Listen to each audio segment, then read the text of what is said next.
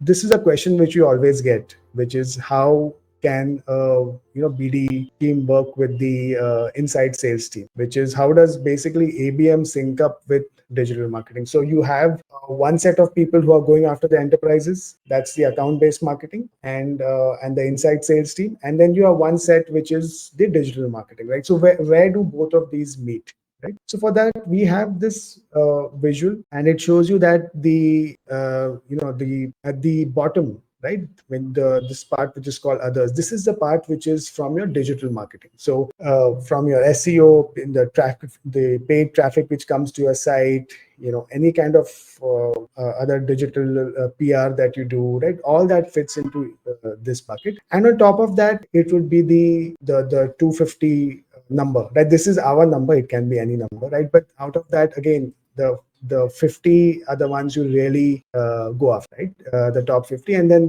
then below that other 200. These are the ones which you really start tracking the decision makers. You find out what they're doing. You find out more about the company, and then you kind of be in touch with. So, Kosambi, I know that Mason is very big on community, social, like overall. What's been the approach so far for social and community building? Because I see that you also have started Shelf, which is your podcast series, right? So how is that experience going on?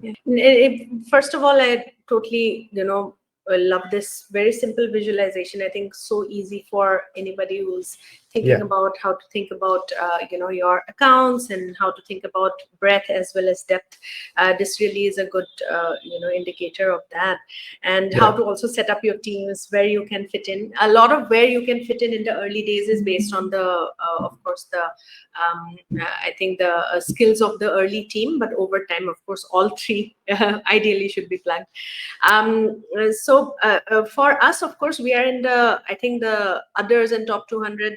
We are not at chasing whales at this moment, right? So for us, what I think, even for the top 50 or for whatever the top X, you're chasing whales, their community is slightly, I think, can be thought about differently. It's about building those relationships with the right stakeholders and mapping the organization and knowing who are the decision makers, detractors, whatever, all of that textbook things that you deploy to sort of ensure. And so it's kind of like, I think you can think about it as community building, but within an organization. Whereas getting a tribe of people who will back you and who also want this implementation to become a success, right? When you flip that lens and you look at the non-whale sort of world, there, of course, a lot of that influence can also be external. It's not necessarily internal. That's where I think community building in general, of course, adds value. Different, again, I think sectors and industries might have different ways of thinking about community. For us, as I said, we SMB and mid-market segment in e-commerce, very community first. It's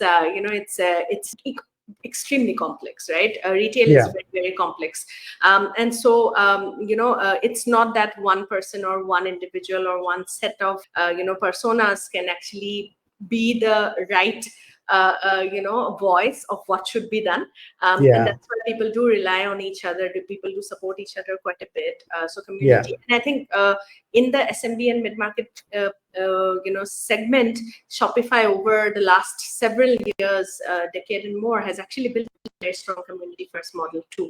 So that's also another reason why community continues to be very helpful over there. So for us, we understood pretty early on, I think, is that if we want to make a dent in this segment, in this sector, in this geography, we of course cannot be Shopify today. We have to think of Shopify 15 years back, and we have to start early and build the community, and as much of a community as we can build, which of course starts with value. So we are also learning, and we are very early.